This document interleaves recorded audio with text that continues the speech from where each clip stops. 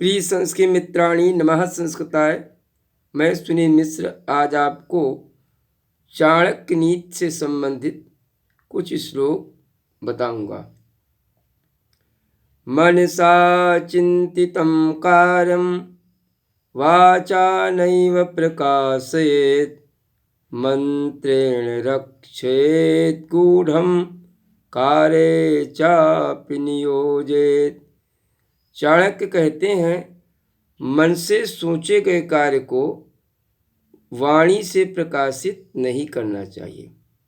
अर्थात आपने कोई कार्य मन में सोच रखा है तो लोगों को उस कार्य के बारे में बताना नहीं चाहिए, और तब तक नहीं बताना चाहिए जब तक वह जो सोचे हुए कार्य को कार्य के रूप में परिणित न कर दें, और तब तक उसे गुप्त मंत्र की भांति सुरक्षित रखना चाहिए और लोगों को कभी भी उसके बारे में थोड़ी भी जानकारी नहीं देनी चाहिए। ऐसा करने से जो आपने कार्य सोच रखा यदि बता देंगे तो उस कार्य में व्यवधान अवश्य ही आ जाएंगे। इसलिए कहा गया, सोचा हुआ कार्य कभी भी लोगों को बताना नहीं चाहिए और उसे सदैव गुप्त ही रखना चाहिए।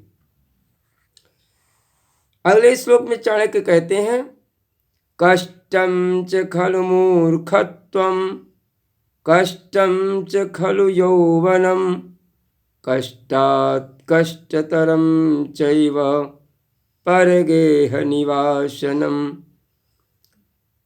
चाणक्य कहते हैं, मूर्खता सबसे अधिक कष्टप्रद है, क्योंकि मूर्ख व्यक्ति पद पद पर अपमानित होता रहता है, क्योंकि उसे उचित और अनुचित का विवेक न होने के कारण लोग उसे पद पद पर अपमानित करते हैं और वो अपनी मूर्खता के कारण लोगों का हंसी का पात्र भी बनता है।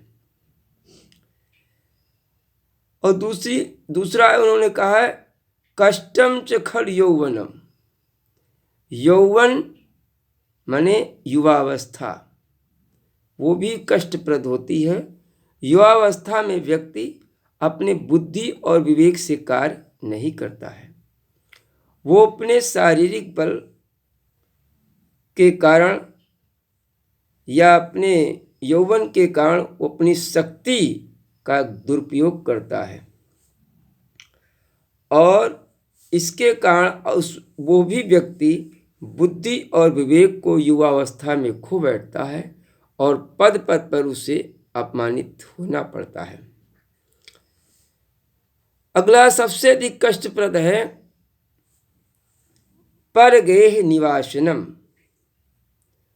चाणक्य कहते हैं, दूसरे के घर में विवशतावश रहना सबसे अधिक कष्टदायी होता है, क्योंकि आप जिसके घर में रहेंगे उस गृहस्वामी की प्रत्येक उचित अनुचित बात आपको सहन करनी पड़ेगी।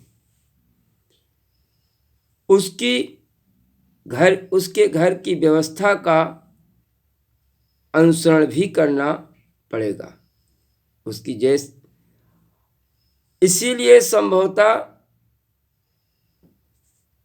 आपको कभी भी दूसरे के घर में रहना पड़े तो व्यक्ति को सदैव ये सोच करके रहना चाहिए कि ये सब विधाता ने ही मेरे भाग्य में उचित और अनुचित सुनने के लिए यहाँ पर रखा है।